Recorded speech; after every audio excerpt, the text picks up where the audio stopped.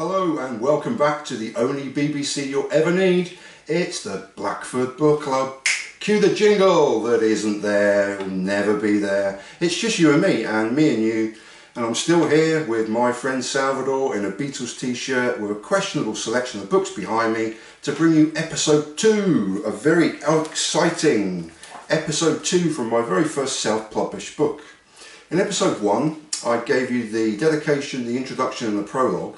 And here in episode 2 we're going to completely veer away from the actual football itself, and we're going to go to the very first rest day of the tournament and the rest day that followed. And this one can be found on page 130 of my self-published book, which was the 7th of December 2022, and an article entitled Full Moon Fever at the World Cup.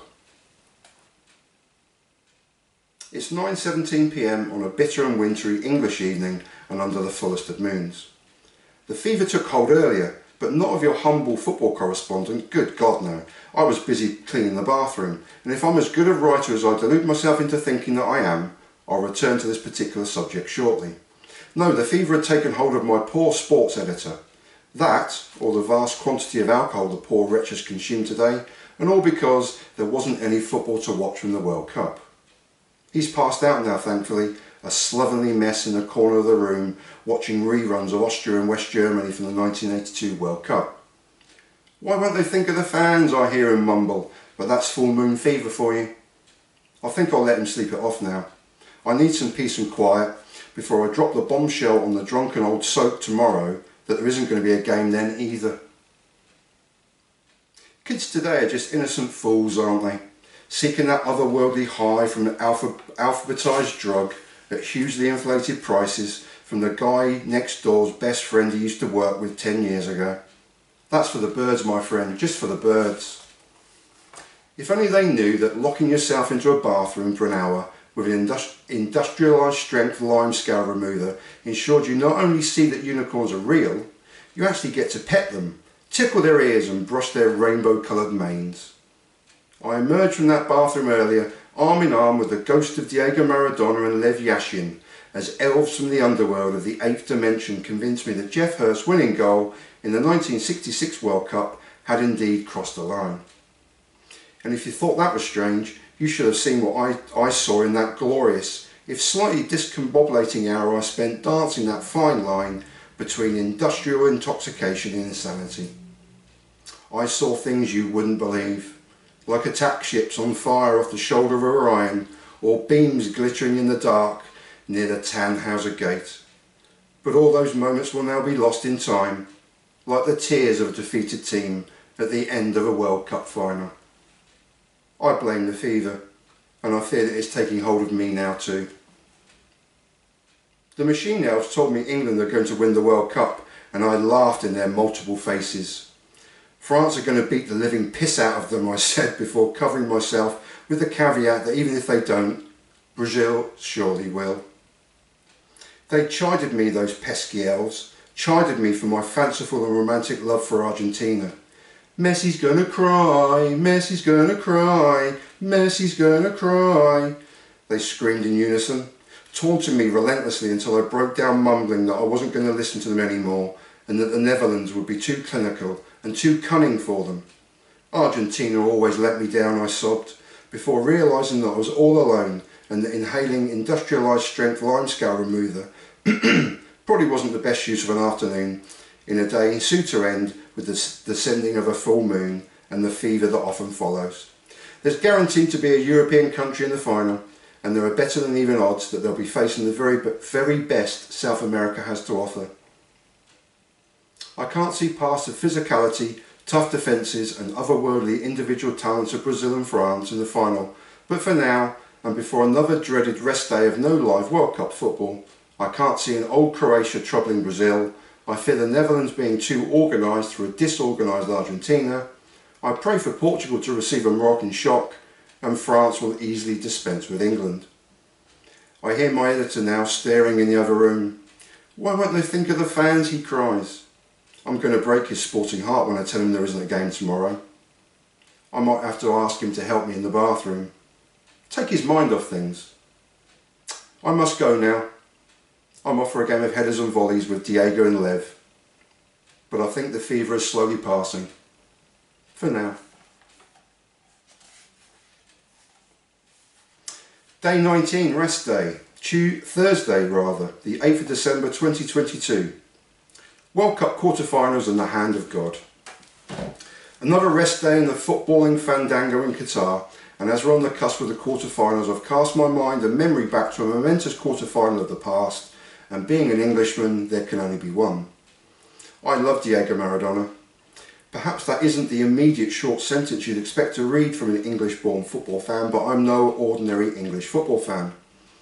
I love that self-confessed street urchin from Argentina and that mop of curly hair and a Barcelona shirt, and that was just about the very first memory that I had of him as a player. I remember that godlike genius more in the pale blue of Napoli and the two Serie A titles the kid from Lanús in Argentina would lead them to, and the last national titles the Neapolitans would celebrate even to this day. I loved Diego Armando Maradona, but I didn't love him on the 22nd of June 1986. Act 1, the personal story. Every football fan worth their sporting salt can remember their first World Cup and will date it so. Excuse me. Mine is a Spanier 82 and running home from junior school for the daily 4 PM game and hoping I was allowed to stay up past my bedtime for the late game. There was a doctor called Socrates for Brazil, who was also a rather majestic central midfielder with a magnificent beard, and there was also another exotic sounding number 10 with the singular name for Brazil of Zico. It was the World Cup of Brian Robson's famous first-minute goal against France, but it was dominated by the goals of Paolo Rossi and the final goal of Marco Tardelli. The apocryphal story was that after scoring a quite incredible team goal that perfectly encompassed the beauty of that Italian World Cup winning team, as Tardelli went running away in ecstatic celebration, he was screaming his name, Marco Tardelli, Marco Tardelli, over and over again. He doesn't, but it makes for a good story all the same. But Mexico '86 was always my first official World Cup, and to summarise a bittersweet personal tale. My dear old dad was dying, but my young teenage self either didn't believe it or simply couldn't believe it or didn't want to. But on this particular bright, sunny and warm English summer's afternoon, my dad was alive, sprightly and engaged as perhaps he ever would be ever again. And so much so that he watched the game from the comfort of an armchair beside an open balcony door. With my dear old mum ensconced on the sofa, I watched the game perched on the hospital bed that dominated our lounge and can still picture in my mind's eye my dear old dad leaping around, arms in the air at the injustice of it all, and our collective despair as Gary Lineker was just an inch or two away from delivering the football justice that would have levelled this World Cup quarter-final game at 2-2, and who knows where history would have taken us from there. Football fans of my vintage will always say they spotted Diego Maradona's cheating handball and the very second he did it, but we did, my dad and I.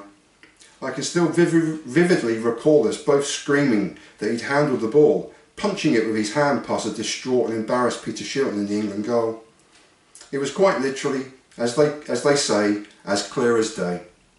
But not to the Tunisian referee, and despite the English protestations, Maradona ran screaming to the side of the pitch in celebration of the goal he'd later proclaim as the hand of God.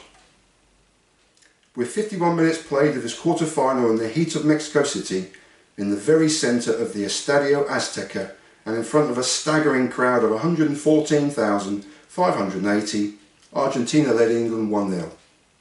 Act 2, the story of the match. Up to that famous point in World Cup history, both teams had gone close to opening the scoring. Argentinian goalkeeper Neri Pompidou mistakenly rushed from his goal early on and was now stranded, could only watch as Peter Beardsley's brilliant curling shot from an acute angle crashed into the side netting. At the other end, the villain of the piece, Diego Maradona, tried an impudent free kick that had Peter Shilton scrambling across the goal as the delicate chip shot, nearly, curled narrowly wide. Then came the goal forever known as the hand of God. Maradona tried to play a 1-2 pass with his big burly strike partner Jorge Valdano, but England midfielder Steve Hodge intervened, sending the ball towards his own goalkeeper. But with Maradona continuing his run in anticipation of a return pass from his striker, he leapt for the ball with England goalkeeper Peter Shilton and clearly punched the ball into the net. Central defender Terry Fenwick was nearest to the incident and immediately indicated a handball to the referee, and despite him and Shilton protesting vehemently, the goal stood. 4 minutes later, Diego Armando Maradona would score a goal recognised around the world as the goal of the century. 11 touches of the ball, 11 seconds, pure poetry in motion. He begins the move fully 15 yards inside the Argentina half of the field, and with 3 genius touches of his left foot, he leaves both Kenny Sansom and Peter Reid trailing in his quickening wake.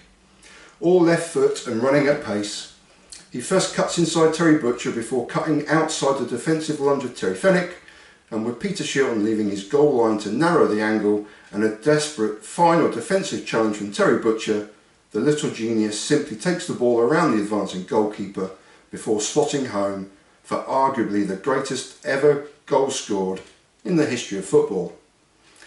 Obviously, and as you can tell by my reading of it, I can't do this otherworldly piece of footballing skill justice. But BBC Radio 2 commentator of the day, Brian Butler, did. Maradona turns like a little eel and comes away from trouble. Little squat man, he turns inside Butcher, leaves him for dead.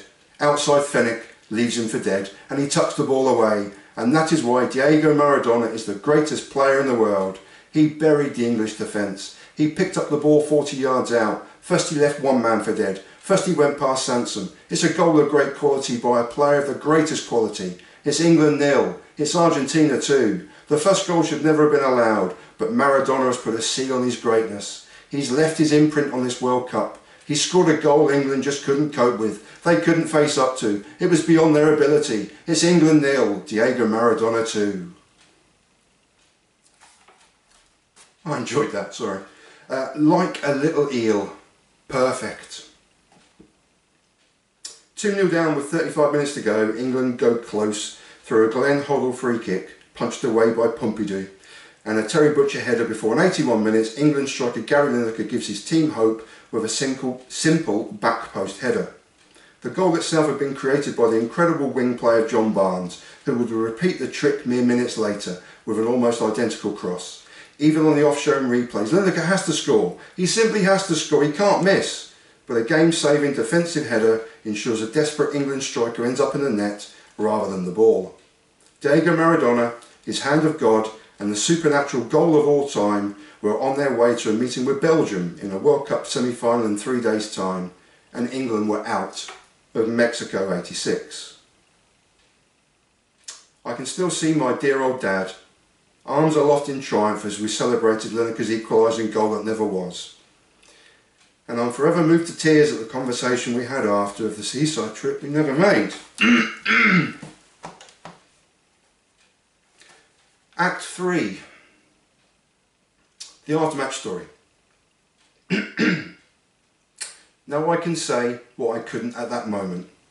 What I defined at that time as the hand of God. What hand of God? It was the hand of Diego Maradona in his autobiography. I never spoke of forgiveness. I said only that the story could not be changed, that I did not have to apologise to anyone, because it was a football game in which there were 100,000 people in the Azteca Stadium, 22 players, that there were 2 linesmen, there was a referee, that Shilton, the goalkeeper, speaks up now and that he hadn't noticed. The defenders had to tell him. So the story is already written, nothing can change it. And that was what I said. I never apologised to anyone. Besides, I don't have to apologise to anyone by making a statement to England. For what? To please whom? What pisses me off the most is that they repeat this in Argentina and talk to people who know me. They talk about contradictions. At 47, I think that apologising to the English is stupid. Diego Maradona, responding in his 2005 autobiography, and an admission that he used his hand. We were the most criticised football team in history, and suddenly we were the best team of all time. And you know what? One thing is connected to the other. because 30 years ago nobody believed in us. That made us stronger than everybody else. Diego Maradona, on winning the World Cup in 1986 in Touched by God, how we won the Mexico 86 World Cup. Postscript. I loved Diego Maradona, even in spite of the shame of a horrible USA World Cup in 1994 and the drug scandals, plural. This would kickstart both past and present. I desperately wanted his madness to rub off on the national team he managed just one more time, and then I'd wince years later with his out of control antics at yet another World Cup that was about the little genius who was sat in the stands and at great odds with a world he was always fighting and railing against. There was the Netflix documentary of his managerial stint in Mexico and the almost successful chaos that surrounded him, as constantly now as the ill health that would soon take him from this earthly mortal coil at just 60 years of age in 2020. There was also the incredible and highly recommended documentary of his life directed by Asif Kapadia. Diego lives on, as does the memory and the recording of that goal on that day in front of 114,000 in Mexico City. He lives on in the murals that surround Napoli's home ground and a ground now named in his honour. He lives on for the tears and defeat 4 years later as he came as close as he could to leading Argentina to retaining the precious World Cup. Diego Maradona lives on as a cheat, a drug cheat, a street urchin, a scoundrel, a supernatural footballing genius, a passionate and heavily flawed human being. But he lives on in my footballing heart forever. So that was episode 2 of the Blackfoot Book Club. There'll be 2 more episodes covering the semi-final and the final. And the reason behind it is I'm just looking for some support. I'm looking to promote, again, my very first self-published book. I've published 2 more since. I've also published another one just last week, which I'll also be reading here as well. If you want to like and subscribe and do all those funky things the kids do these days, then please do. Please also check back, and I do thank you for watching and for listening. I'll be putting links to the book and to any ways and means that you can throw some pennies up the internet. That would be very, very muchly appreciated. But until next time, as ever, peace and thanks for watching.